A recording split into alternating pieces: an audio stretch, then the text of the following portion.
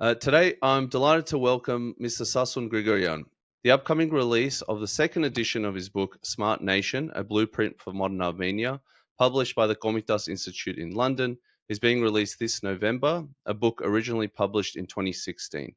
His thesis is that Armenia must leverage its greatest asset, its people, both citizens and the diaspora, to become a smart nation, built on knowledge, innovation, and good governance. Sassoon, thanks so much for joining me today. Thank you, Vahak, and thank you for Kaisak for having me. So it's been almost 10 years since you first published the book.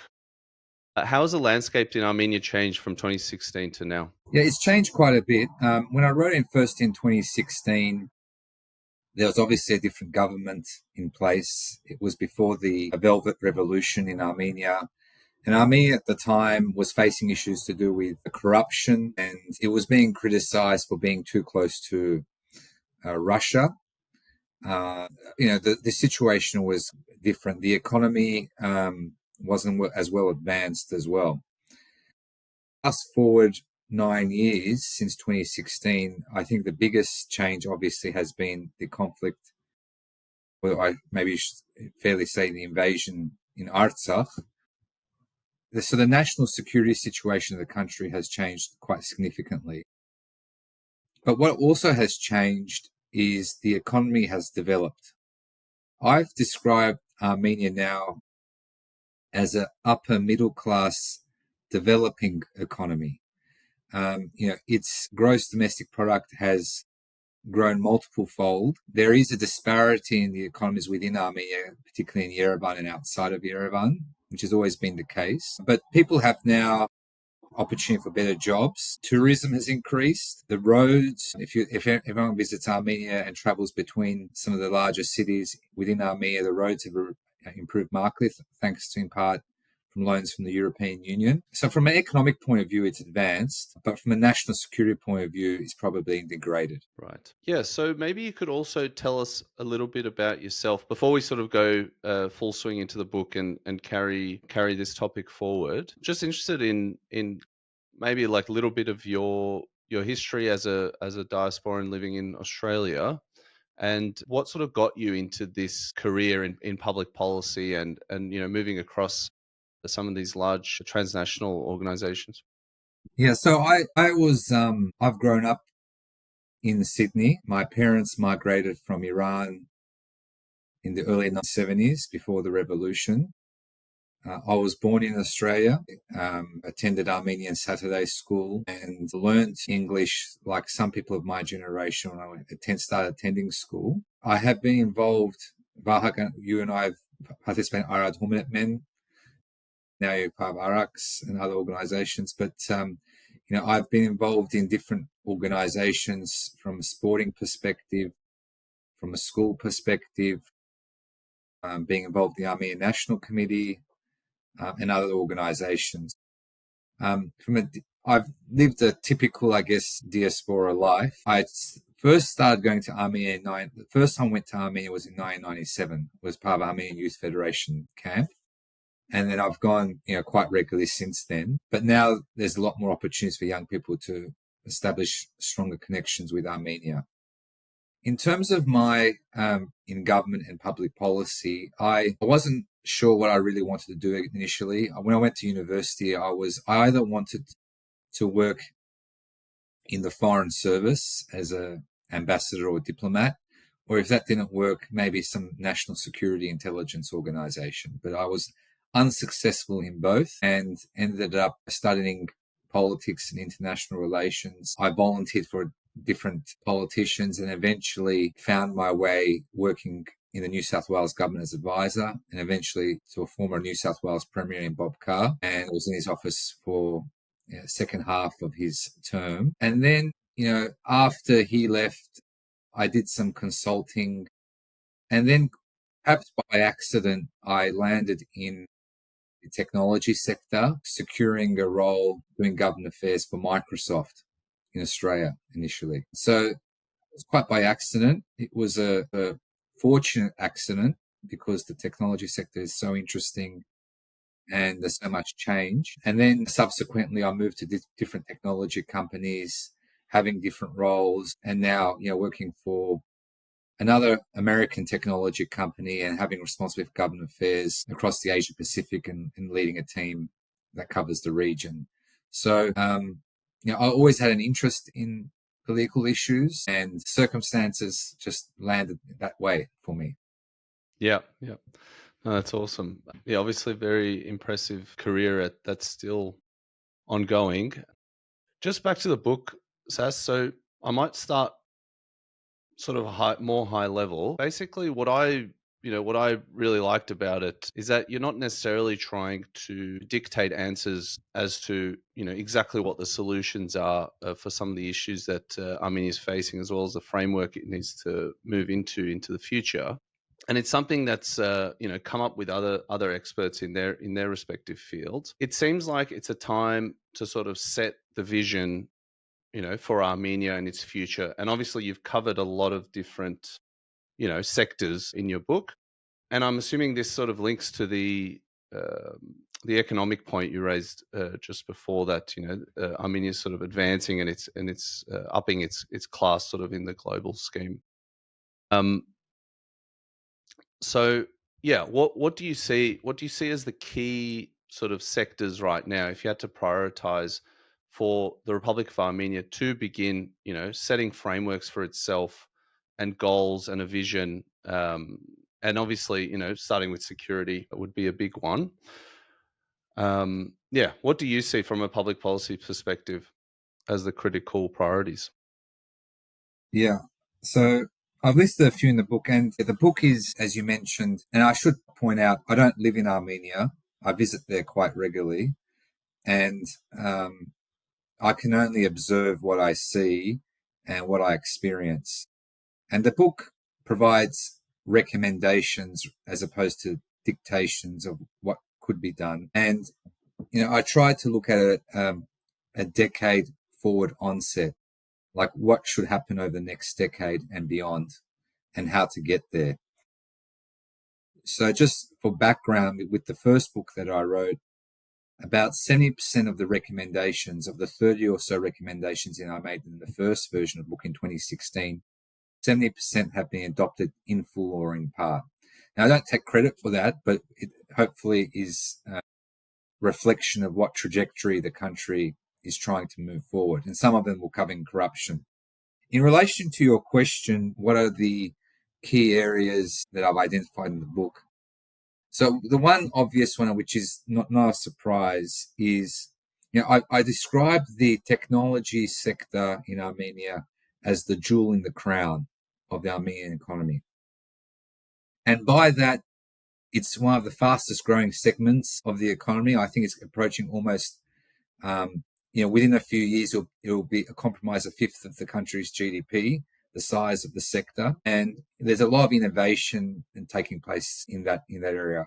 And Armenia is well suited to that sector for a number of different reasons, because its human capital is quite strong. It's known for its intellectual and scientific prowess, particularly during the Soviet days, that was well known for that. And in a technology sector, you're not bound by the size of your country or the resources you have. It's the creativity that you have and how you can unleash that creativity, which is what Armenia is quite capable of.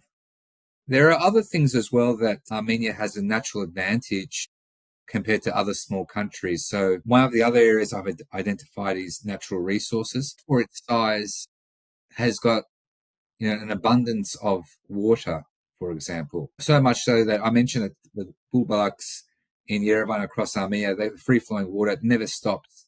I mean, this is considered a very important commodity and resource in many countries. Other small countries like Israel, that's got a lot of desert and uses drip irrigation, or countries like Singapore, which recycle their water, would dream to have the resources that Armenia has in this field. But we don't leverage it properly. And I talk about that, what you can do. There's also an opportunity for Armenia to also play a stronger role in soft power.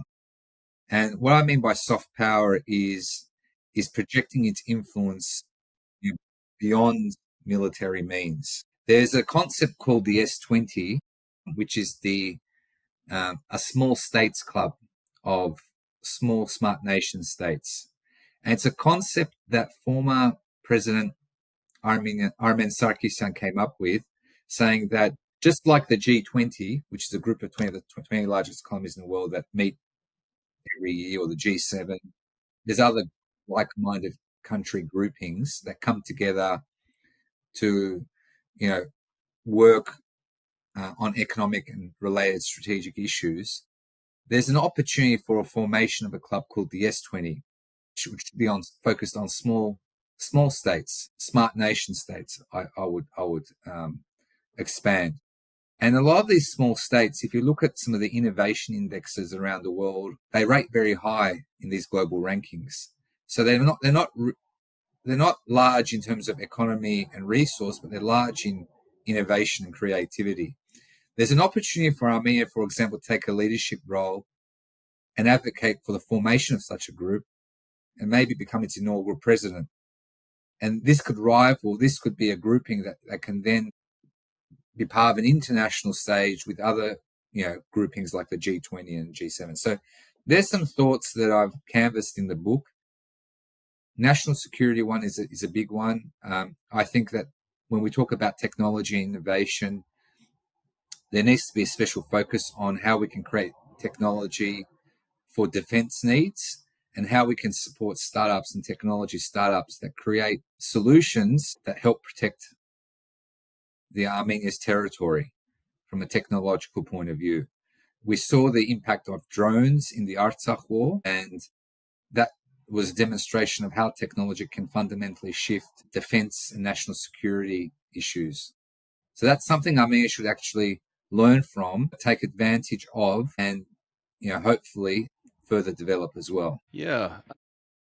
I might just stay on this topic of innovation for a little bit. So basically, for those who have been to Armenia or go to Armenia regularly, it seems like Armenia can be, just the way the country is at the moment, it can be this incubator for new ideas with, high levels of adoption. There's like certain concepts like, the Tumo school would probably be difficult to do in a, more developed Western country. But now Western countries are starting to adopt, its model all over the world. What do you see as the sort of structural reason that countries like Armenia are sort of primed for, leading the world in innovation or taking high-level governance positions in this type of coming together of smart nations?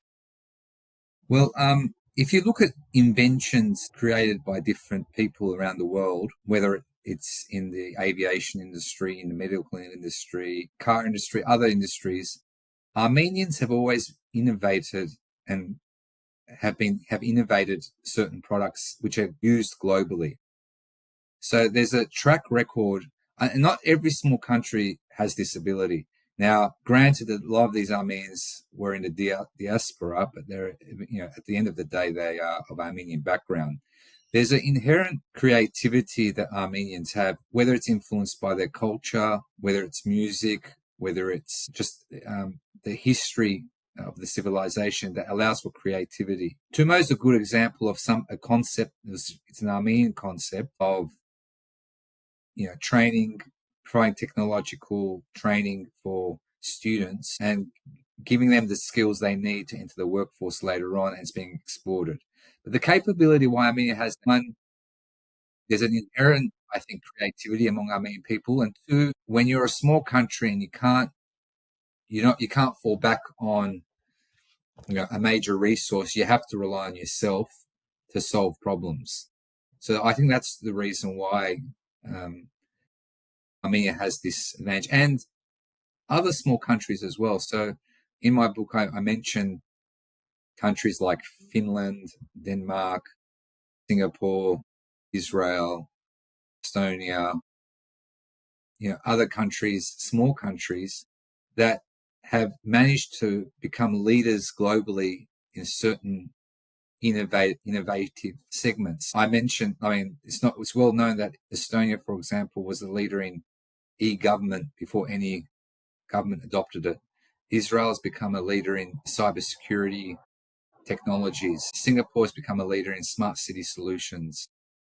Denmark's become a leader in startup and startup capital. Finland, despite being a small country, has got quite effective defensive mechanisms because they've got also major threats. So a lot of these countries have, in their own way, have become very innovative and creative. And Armenia, because how it's positioned geostrategically, it's next to some large countries. You can't rely on anyone. And one of the things which I haven't discussed is there's been a big shift in foreign affairs in the past 10 years of Armenia. I mentioned earlier that it was criticized for being too close to Russia 9 years ago. Now it's been criticized being too close to the West, particularly the European Union. Armenia needs to find the path of a 360-degree foreign policy where it relies on nobody, but can use whatever it has to its advantage. But in short answer to your question is that there's a history of being creative as Armenians, and second, it has to rely on its creativity and its human capital to succeed. Yeah, awesome. So this sort of touches on the next topic, which is the diaspora's specific contributions to Armenia. And I was fortunate enough to get a glimpse of the next edition of this book, and it sort of really aligns with some of the stuff we're doing at Gaidzak at the moment. So I feel quite grateful to get to ask you some of these questions that are quite front and center on our minds at the moment. So, what do you see as the Republic of Armenia's government's position on diaspora and the diaspora's utilization for Armenia's strategic goals? Yeah, I've got a chapter dedicated this in the book about diaspora relations. And I want to also congratulate Gaidzak for being a recipient of Nerouge, which is one of the grants the High Commissioner has support for startups as well, which I know Gaidzak has been a recipient of. So congratulations to Gaidzak. There is, I think, in some instances, a misalignment of diaspora-Armenia relations where it can be a lot stronger than it should be. I do acknowledge, there's obviously work being done by the Office of the Armenian High Commissioner. There's a lot of programs like Aridun, the Ecords Fellowship, the Nerouge program. There's a lot of other repatriation-related programs. There's other organizations focused on repatriation and integrating Armenians from diaspora back to the Armenia. These are very good things. There's also a misalignment. So the current Prime Minister, I think, has made some missteps in terms of the diaspora. One is, he's made reference to the Armenian genocide in a context that is not well understood in the diaspora. And I don't want to go too much into that because I don't want to focus on that particular issue. There's obviously some issues happening with the church, the Apostolic Church, which is an important institution in the diaspora and also within Armenia. There's also been issues, I think, of the real Armenia doctrine about Armenian symbols. But that aside, the key issue is of a global population of 10 million people, and 3 million of those Armenians are in Armenia and 7 million in diaspora. How can you leverage both to each other's advantage? And the diaspora also needs to not misconceive Armenia. Armenia is actually, as I mentioned, an upper middle class developing economy. Yes, there is an issue of poverty in some parts of the country, but it's actually Yerevan is actually now a relatively expensive city compared to other European counterparts. And we have to see it in a different light. Yerevan is a city that now experiences pollution. It's got traffic issues. It's got, it's starting to have issues that developed economies experience now as well. So we need to see it from a different light from the diaspora. But one thing I think that we need to think about is these programs that the High Commission does, they're all very good, but how can we go to the next level? What is the next level of Armenian diaspora relations? And I think the next level of relations have to be focused on nation building projects. So one example is, there are quite noble Armenians in NVIDIA and Firebird, and they've made an announcement with the Armenian government to build an AI center in Armenia, $500 million investment, the largest investment ever of this kind in Armenia. And that happened because of diaspora Armenians involved in global corporations deciding to work with the Armenian government. And this has to be kind of a mutual thing. So what else can we do from a diaspora perspective to focus on nation building projects? And this means the Armenian government needs to identify what those projects are and be open to seek the support and cooperation from those diaspora Armenians who are in positions of influence to be part of those nation building projects. They could be in technology, they could be in defense, it could be in energy, it could be a whole range of sectors. Now, to just give you just one example. So one example that I think this is done effectively by another country, not Armenia, is the Indian government. So, for example, the Indian government, the Indian Prime Minister, whenever there's a large international gathering, could be World Economic Forum, or could be G20, or could be another gathering, he will at times bring together CEOs of other technology companies together to talk about how they can invest in India.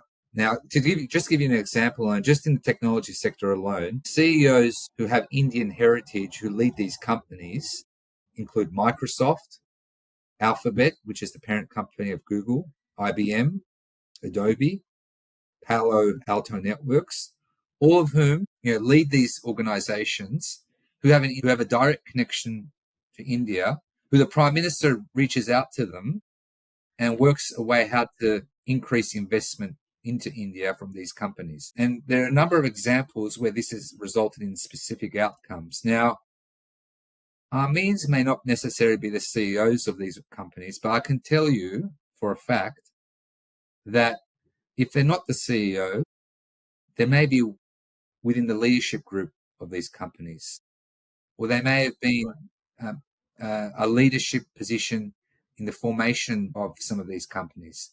So the company I work for, which is Salesforce, which is a company that's valued over $250 billion, the first investor of Salesforce was an Armenian, was a woman named Magdalena Yasil.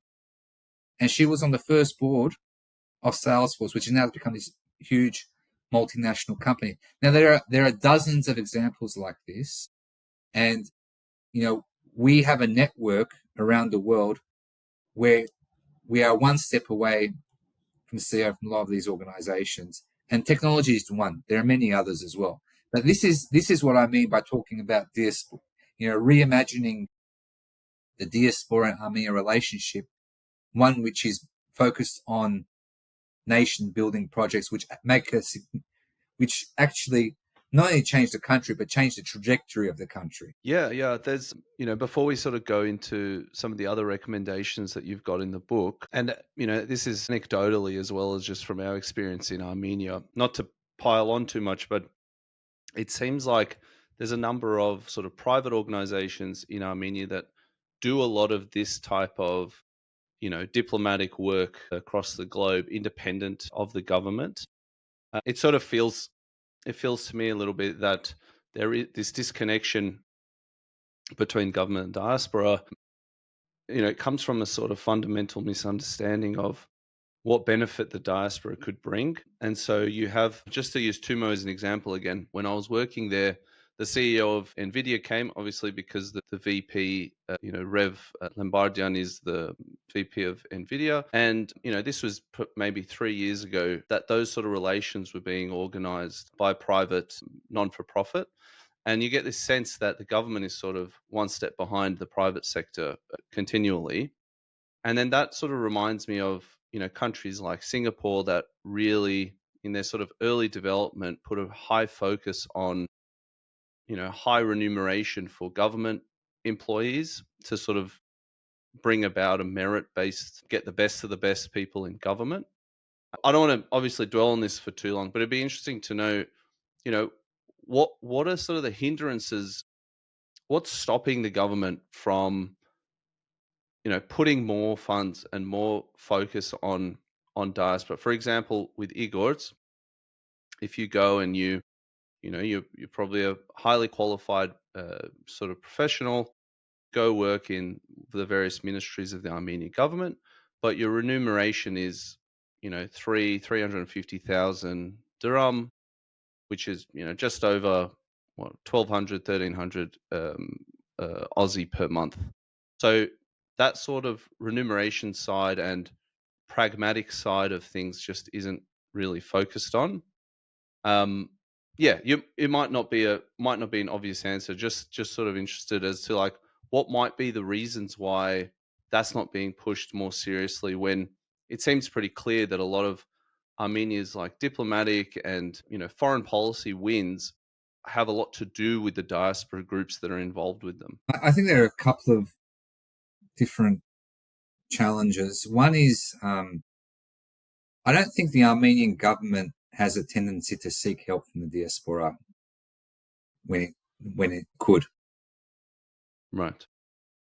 I do think that the government has a tendency, and this is governments of all persuasions in Armenia, is that there's a tendency to keep information close hold and not necessarily be open and transparent what the needs are and how people can engage. And they don't want the influence of others as well in some of these issues. From an economic point of view, you're right that someone working in Armenia is never going to compete with a Western-related economy or compensation. But one thing that Armenia has, which is an attraction for people in diaspora to be involved, is that there's a strong notion of purpose. You can go to Armenia, which is a smaller country, have a clear purpose of what you're doing, and make a change that you couldn't otherwise do from where you're working currently. And that value of purpose and driving an outcome more than outweighs what any monetary compensation you might receive. So the purpose is quite strong, and it's a very strong value proposition. Even now, the Armenian economy, good jobs are paying much better now than they were in the past. And prices have gone up as well. It is a cost of living issue. I mentioned this in the book as well. But it needs to be a reciprocal thing. This is a personal view. This is not like I'm not speaking on behalf of any organization when I say this. But I think in the diaspora, I know there's an interest in politics and political issues. But from a diaspora view, the most effective way that the diaspora can be effective is nation building projects into Armenia. And the political issues stay within Armenia.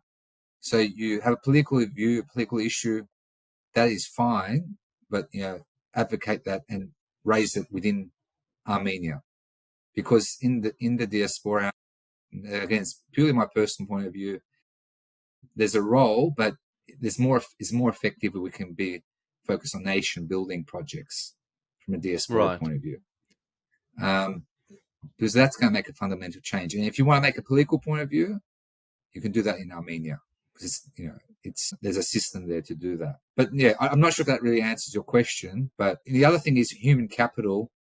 You mentioned the Singaporean example, for example.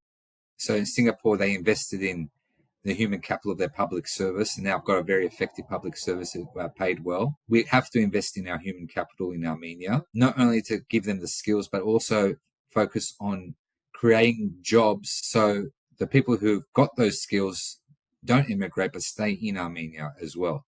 So that's the other challenge that Armenia has as well, is keeping those talented people within the country too, by having the jobs that you described that we need to have. Yeah, no, it's and that's going to happen with more investment. It has to happen with more investment, and it has to be with like nation building projects. Armenia has to position itself as a regional leader in different areas, whether it's technology.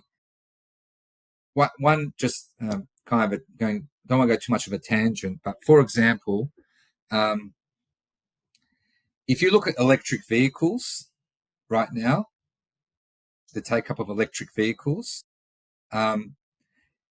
if Armenia could be a adopter of electric vehicles, it would solve a pollution issue in Yerevan. But the EV industry requires so many solutions. Electric vehicles are predominantly a software in a vehicle. So the development of that software is going to be constant as those vehicles improve. So that's an area that Armenia could focus on. It could resolve a pollution issue. It's got hydroelectricity, so it doesn't have to be reliant on Russia for gas and oil. You can't even get some of that from Iran because of the agreements it has with Russia. So by focusing on something like EV, it could be more self-reliant and not be factored into being swayed by geopolitical issues. So there are opportunities like this all over Armenia that in different segments that we can take advantage of. Yeah, definitely. I think what I was sort of getting at is it feels that there's a bit of an imbalance between the private and public sectors in Armenia. As in, from having worked there for a little bit, it feels like you wouldn't, if you're sort of serious about your career, which, arguably you could say that about other developed countries, you wouldn't be going into the public sector, where it seems like if you have, that Singaporean example where it's a culture around merit and the best of the best are the ones going to be in government positions, it seemed it would sort of help that balance. But yeah, it's just an observation of mine. Just going back into your, that you've raised the nation building, significant projects. Maybe we could go through some of your recommendations, specific to diasporas contributing to Armenia. I know you've given the example of, India and engaging with these, senior executive like leadership, those holding leadership positions in some of the biggest private organizations. Yeah, so maybe we could just talk a little bit about the, offering opportunities for diasporans to participate in Armenia on a project basis. Yeah. So to give you another example, so let's take my field because that's the field I'm more familiar with, like government affairs and public policy. That aside, being it from the public sector. So we're around the world, we have a lot of Armenians who have served as ambassadors for their country that they live in. We've had Armenian ambassadors for the United States. We've had Armenian ambassadors for different European countries. We've had Armenians hold positions of office. We've had an Armenian Premier of New South Wales. We've had an Armenian who's been Treasurer of Australia. We've had, Armenians have served in all different governors of the United States. So, for example, why can't these people be assigned a project if Armenia has a challenge? So for example, one of the notions I mentioned in the book is establishing special envoys. So in 2016, I said we needed a special envoy to address the Armenia-Turkey relationship. The Armenian government, a couple of years after, appointed one, but one within the Armenian government. We need a special envoy, for example, we might need a special envoy to be a broker with Iran. Armenia is probably the only Christian country in the world which has the closest relations with Iran, which is facing embargo from Western countries. If it played it clever, could be an honest broker between Iran and Western states in mediating certain issues. And you can deploy somebody, Armenian, for example, who served in a Western country in that capacity to help. Now, that would be an example of Armenia diaspora relations working in a way that's helping with nation building. But that's just in the government sector. We've talked about the technology sector, but there's also you can do it in other sectors as well, and how that can be done. Okay. Yeah, so it's this sort of soft power diplomacy aspect that can be leveraged.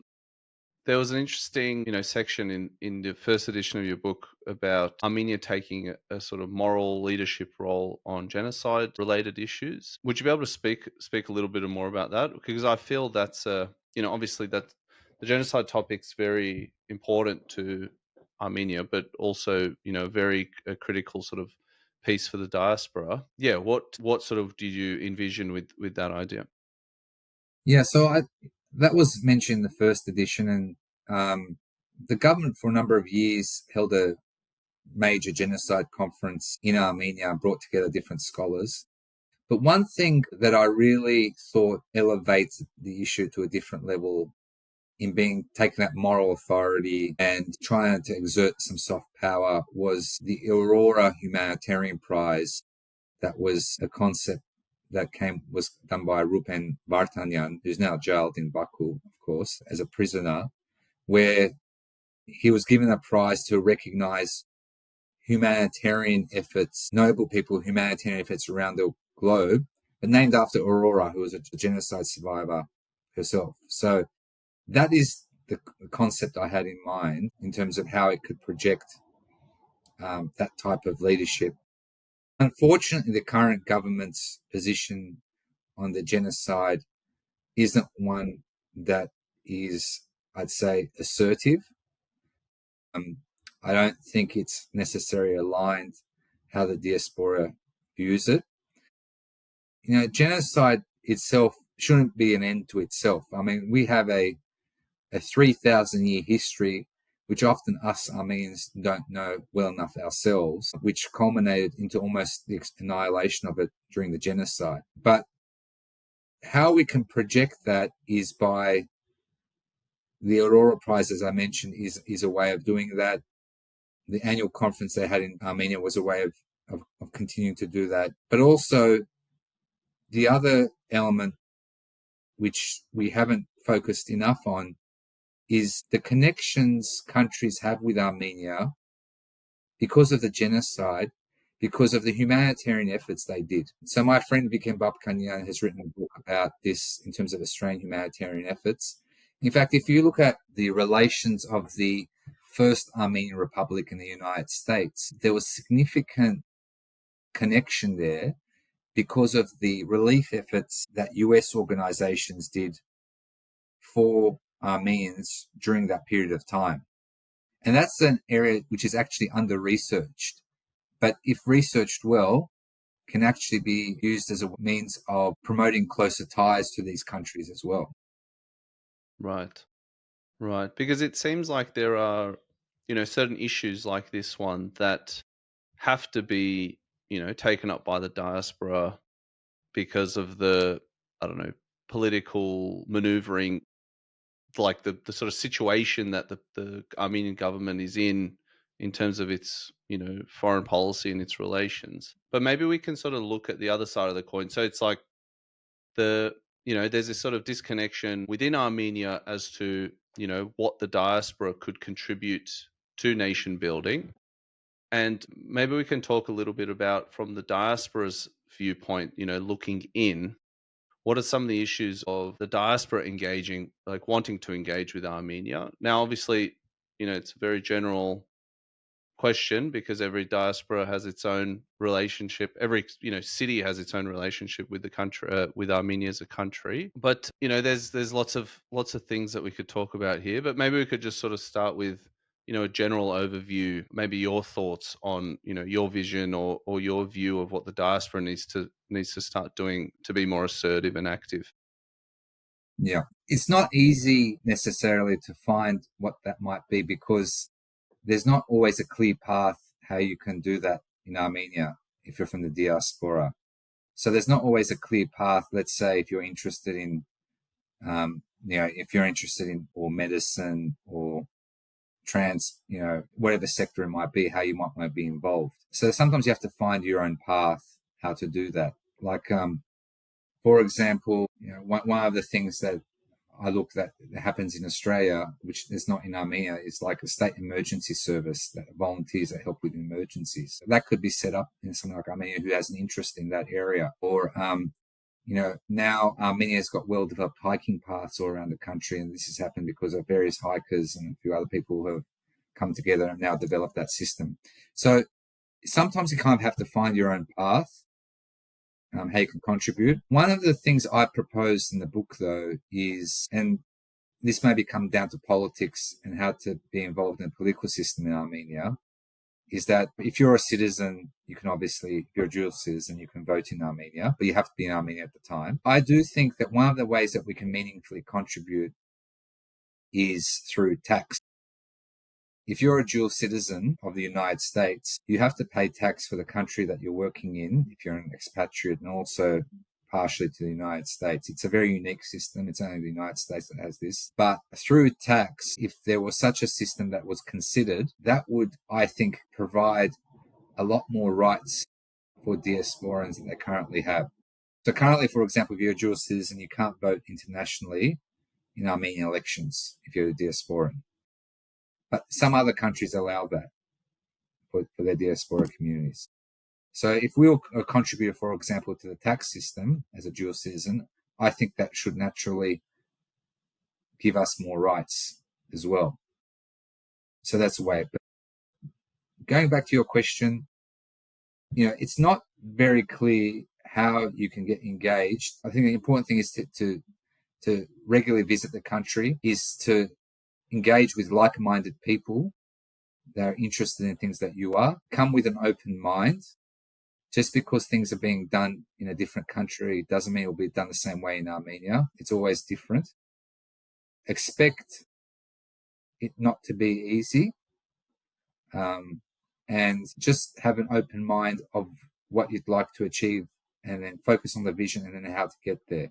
But there are so many different opportunities for Armenia to progress that can be done through the help of people who are in the diaspora. But sometimes finding that journey, that road, is not clear and takes time to develop.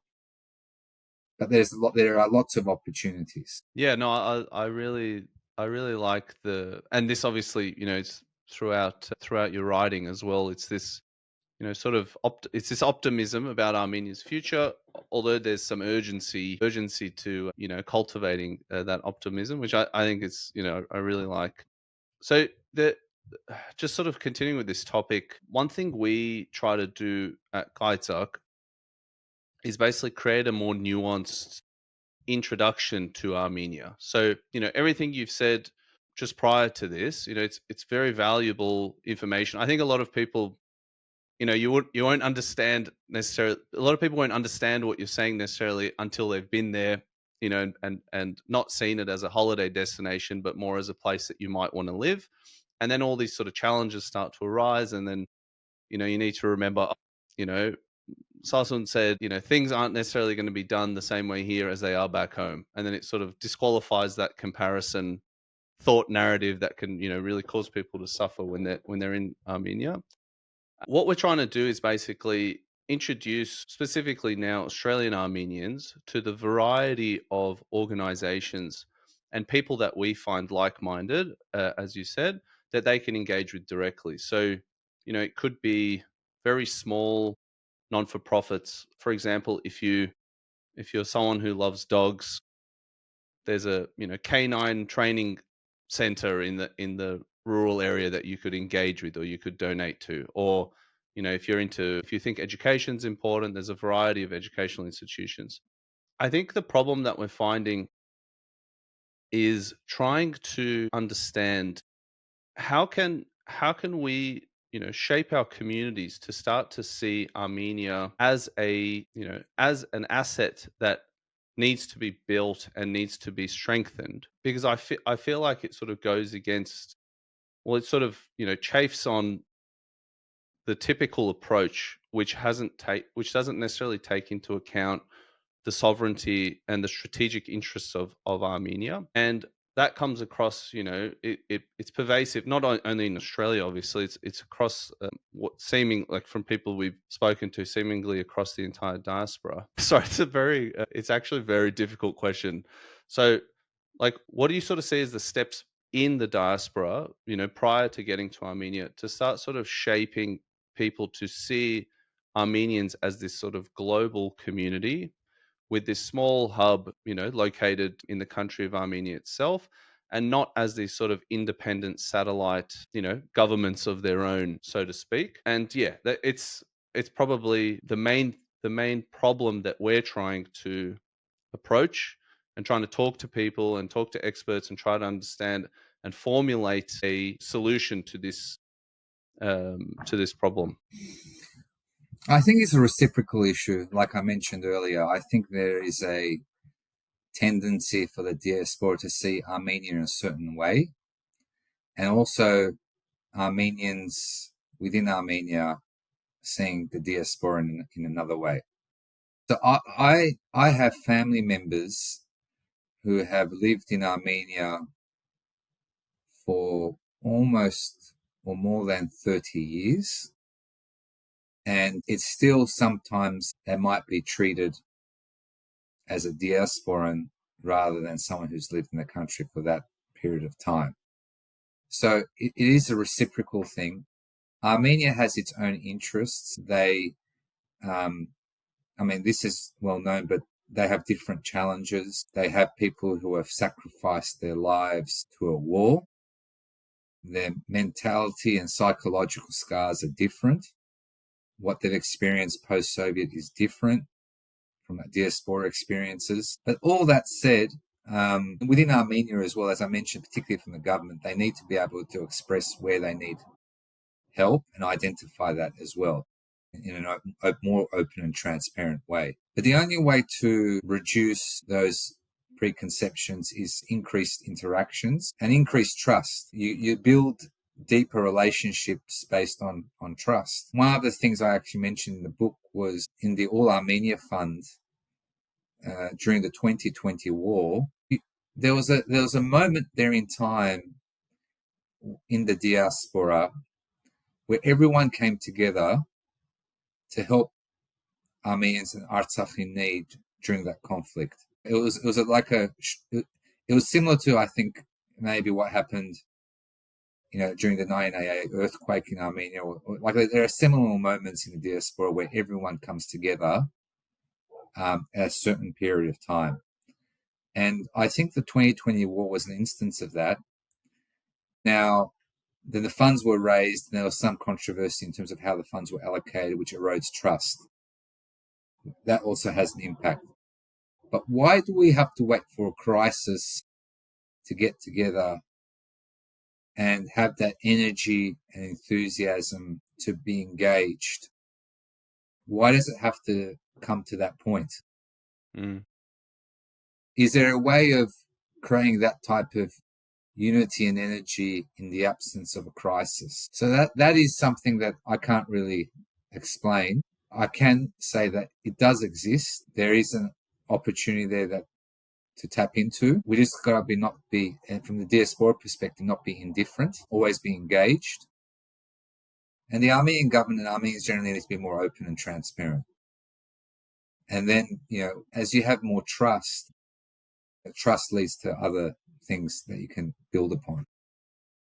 Yeah. No, it's I think that's a really great way to frame it, and to think about these issues through. And as you've sort of mentioned a few times during this interview, there are so many opportunities in Armenia. It's such a great sort of supplement to being a diaspora, and you have this entire world you can sort of access just by your birthright, basically. And yeah, we're sort of coming up on the hour, so I just wanted to quickly talk about your book launch. So I believe it's on November 6th in Sydney. Yes, November 6th at 7 p.m. at the Armenia Apostolic Church. Special guest is former Premier of New South Wales, Gladys Berejiklian. I intend to have more events as well. The book is available on Amazon now, if you'd like to get your copy. Also available from the Gomidas Institute, which you can email at info@gomidas.org. But yeah, now it's, as you mentioned, Mark, it's an exciting time. There's a lot of opportunity in Armenia. And,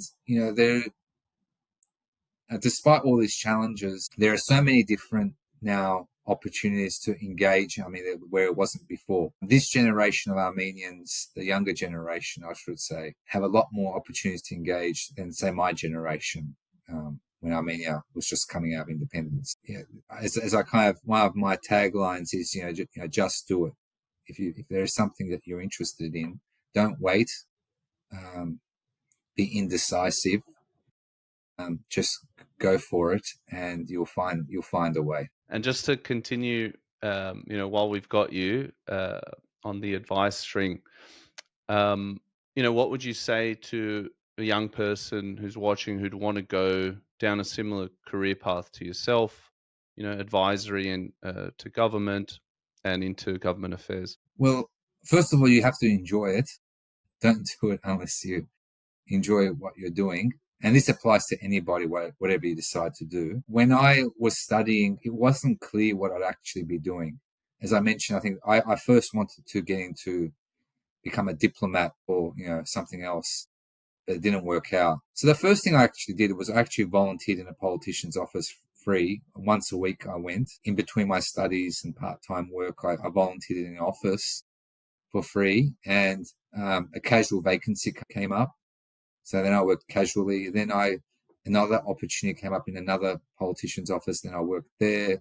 Then from there, another opportunity came up. So don't rule things out because there isn't paid work. You can volunteer. You might want to join a political party. We have a lot of ex-Armenian politicians and some current Armenian politicians as well, of Armenian background, that you might want to talk to if you're interested in that space. Of course, it's not just working in government. You could work for a policy think tank. You could be a diplomat. There's a whole range of things. I work in now a US multinational tech company, which I never thought I would, studying what I did. It just led me down to that path. So there are a lot of different opportunities, and this applies to whatever you're doing. You're interested in this topic, but it might lead you to something else. So, but the key is to actually enjoy what you're doing, because if you don't enjoy what you're doing, then it's very hard to do it. Right. Yeah, awesome. Yeah, Sasson, thanks so much for joining us and sharing your insights. Yeah, it's so important to be able to prioritize and see what's important and identify the issues. So I think it's very valuable, especially at this point in time in history. So thanks for your time. Thank you for having me.